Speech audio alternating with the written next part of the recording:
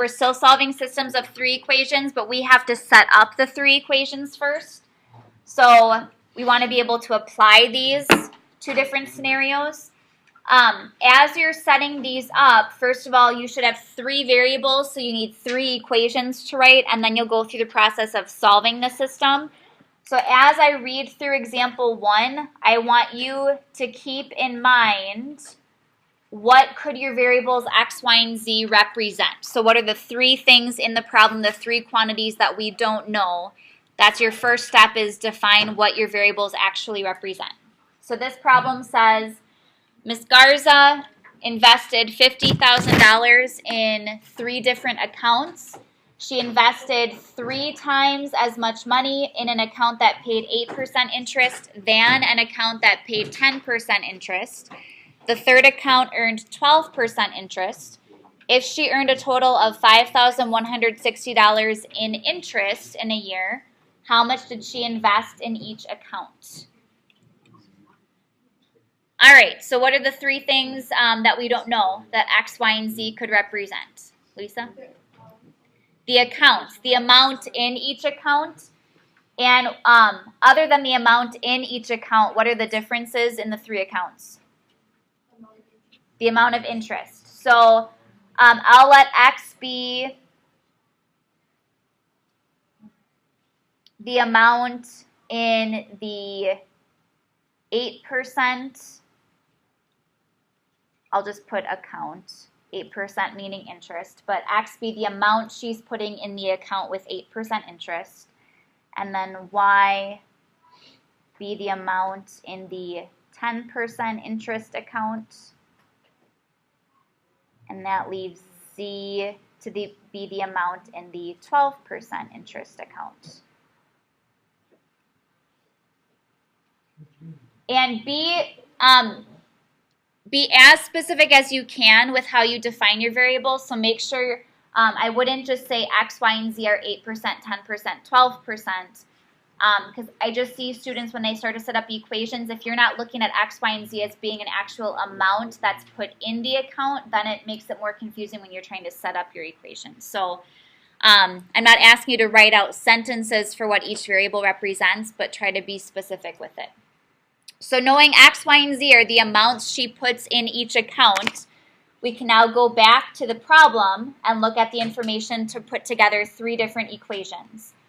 So the first sentence says Ms. Garza invested $50,000 in 3 different accounts. I can stop there because I can write an equation from that first sentence. So any idea with our variables what equation I could write? Lisa?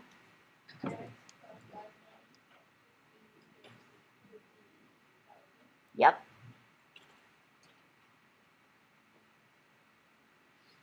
So if x, y, and z are the amounts she put in the account, and in total she put $50,000 in the accounts, therefore x plus y plus z should equal 50,000. Right? We have one equation. Next sentence says she invested 3 times as much money in an account that paid 8% interest than an account that paid 10% interest. Okay, I'm going to help out with writing this one because when you have information given like this, your equation could really be one of 2 equations, and you want to make sure you're writing it the correct way. So first of all, I want to point out she's only talking about 2 different accounts in this sentence. She's talking about the 8% interest account and the 10% interest account, meaning this equation is only going to have 2 of our 3 variables. It's only going to have x and y. It's comparing x and y. So it says she invested 3 times as much money in the account that pays 8% interest than the account that pays 10%. So my question for you, which account, the 8% or the 10%, has more money in it? The 8% account has more money. It has 3 times the amount that's in the 10%. So my equation would look like this. The amount that she places in the 8% account, which is x, should equal 3 times the amount she places in the 10% account, which is y. So x should equal 3 times y. So be careful if you have a sentence that compares two different quantities that way, because you could also write this y equals 3x, but making sure you understand why it should be x equals 3y and not the other way around.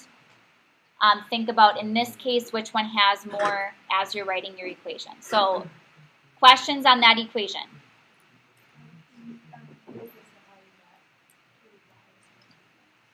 Okay, and that's the thing. So the other, this is the correct equation. Let me just write down, say you were doing this on your own, maybe you would have written y equals 3x. I want to look at why that is not correct. So this is saying the amount in the 10% is equal to 3 times the amount that's in the 8%. However, in this equation, this is showing that what's in the 10% has more money, because it's saying if I multiply the 8% account by 3, I'll get what's in my 10% account. So the 10% would have more money. The sentence is saying there's 3 times as much in the 8% than in the 10%. So your 8% account should have more money, and how much more? It should have 3 times as much as in the 10%. Does that help clear it up, Grace, or no?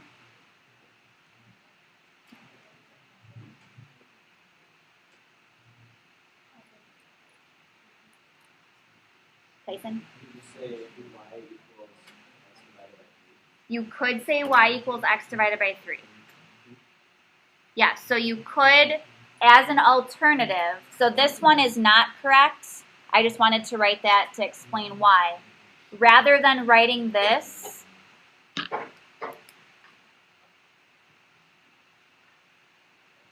you could write that y equals either x divided by 3, or you could even write that as y equals 1/3 of x. Maybe this will make more sense explaining it this way. So if there's 3 times as much in the 8% account than in the 10% account, then to find how much is in the 10% account, you should take the 8% and divide it by 3. Does that make more sense? Okay, and then if I had solved this for x, you'd see how I would get the x equals 3 times y. So you could write it that way and have a fraction, but that's still okay.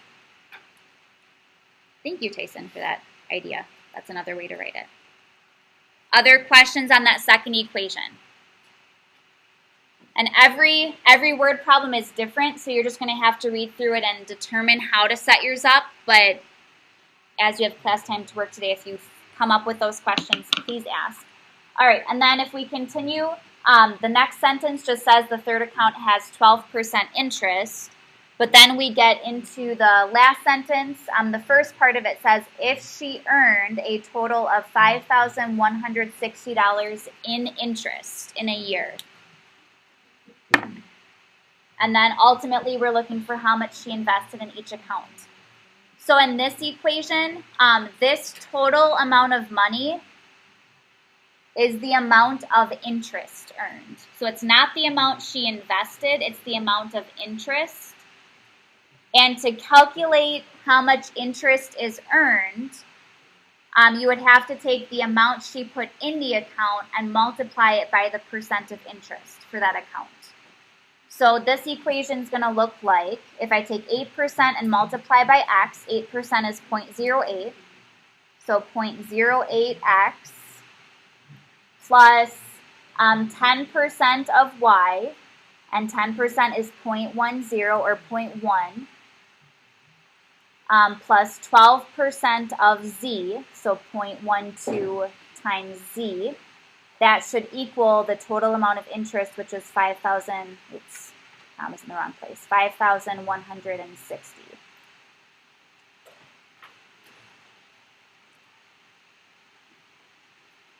So one thing I'd say there is make sure if you already have x plus y plus z equals 50,000, you can't just say x plus y plus z now equals a different amount. So in that case, all of the interest information goes together. Multiply each account by the amount of interest to get your total amount of interest. Questions on that equation?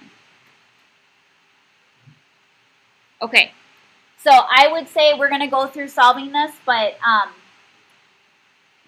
when you get to your assignment, the time you have in class, I would suggest perhaps making sure you know how to set up your equations before you leave, and that way if you have to finish it outside of class, you're solving it, but you already have it set up. That would be my suggestion, just so you can work together or even ask me for help if you struggle with setting it up. Now to solve the system, we did this on Friday. However, this system is a little different because we have this equation in the middle that only has two variables, and one of our variables is already solved for. So on Friday, you might remember the first step was taking two different pairs of equations and eliminating a variable. We can still do that first step of taking two pairs of equations and eliminating a variable, but the way we can do it here is I can take what x is equal to, which is 3y, substitute it in for x into my other two equations, and that'll eliminate the x in both equations, and I'll just have y and z.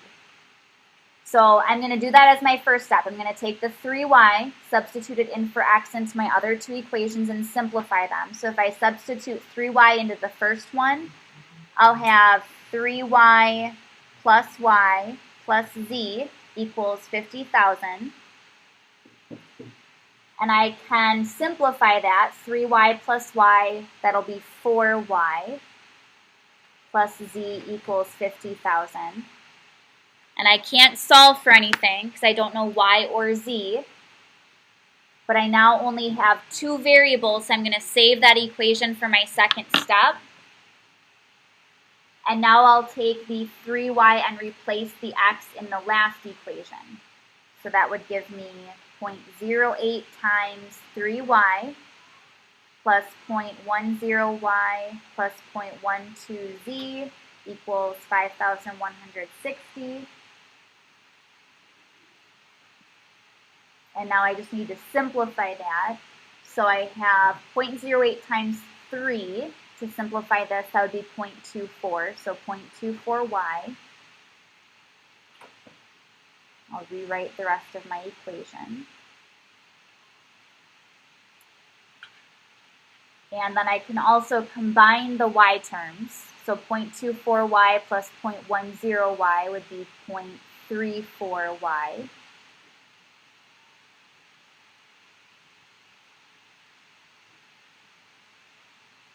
And I'm going to show you one other thing with this particular equation. Because I now only have y and z, so I certainly could, just like I highlighted this one here to bring into my second step, I could stop here and I'll pair these two equations together to solve that system.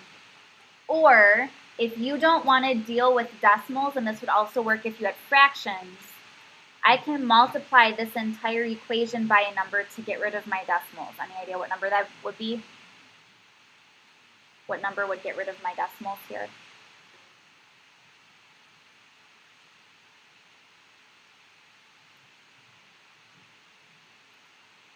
If I multiply by 100 for each decimal, it's going to move that decimal place over 2 places. And that's because my decimals are in the hundredths place. So multiplying by 100 will get rid of the decimals.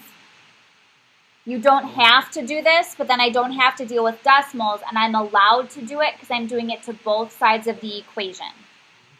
So this would give me 34y plus 12z equals, and then this would become 516,000. But now I have an equation, and I don't have to deal with trying to eliminate and have these decimals in my equations. But it's up to you. I could have worked with the decimal equation. Okay, so that is kind of our, I know there's multiple steps in there, but that's our step 1. Take two pairs of equations, eliminate a variable. We eliminated the x's by substituting in the 3y. Now I take these two equations, put them together, and solve that system for y and z. So I'm just going to rewrite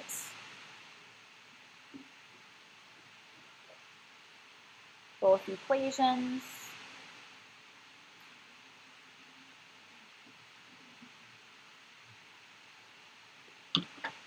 And I'll just highlight these here so looking back at this, people know where those equations are coming from. All right, so this is like our step 2. Now we solve this system, and you can use either elimination or substitution. You don't have to use elimination. It's just set up a little bit nicer for elimination.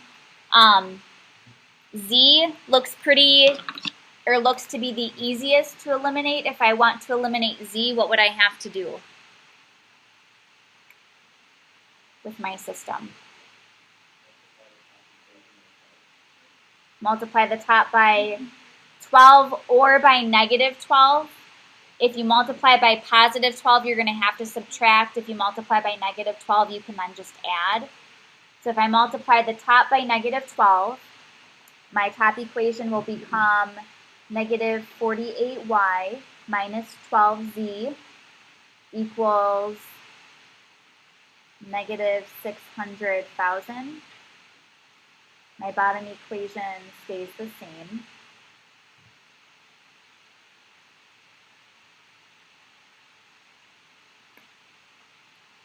But now if I add my two equations, my negative 12z and positive 12z will cancel out. So I'll have negative 48y plus 34y, and that is negative 14y. And then negative 600,000 plus 516,000 is negative 84,000. And I can solve for y, divide by negative 14. Anybody have what y is? 6,000.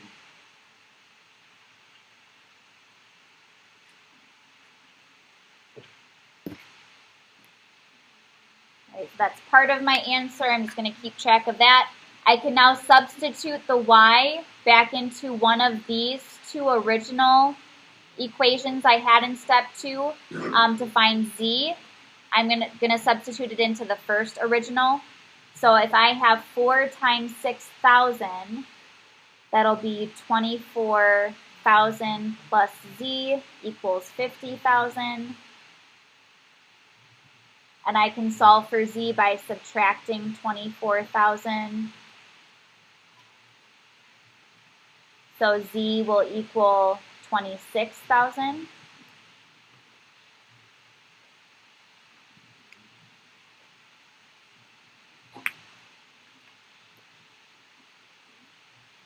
And then we just have to find x. And it's probably easiest if you use that middle equation, x equals 3 times y, and just substitute in 6,000 for y.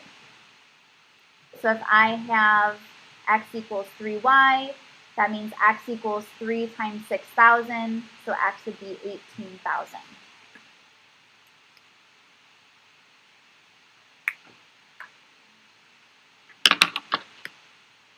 Okay, so any questions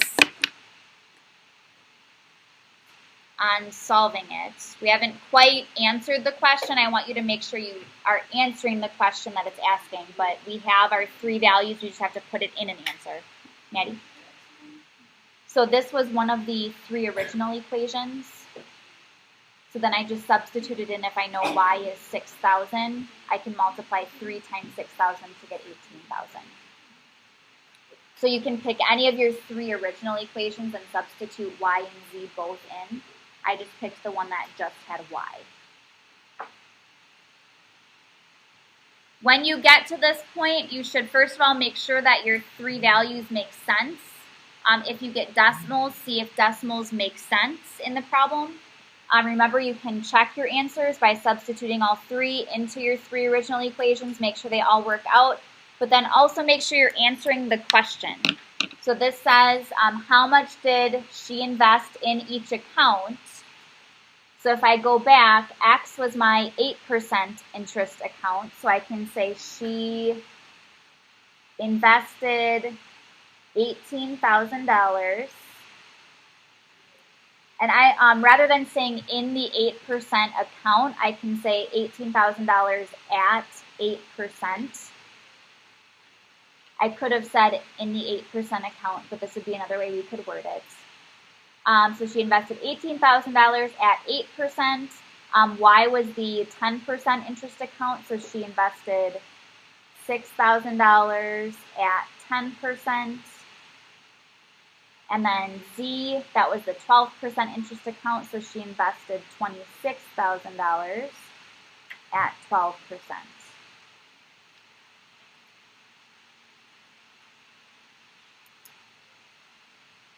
So probably answering in a short sentence is going to make the most sense. Make sure you're actually answering the questions and not just circling the values you get. You don't need to write these as an ordered pair because X, Y, and Z represent specific quantities, so just make sure you answer the question.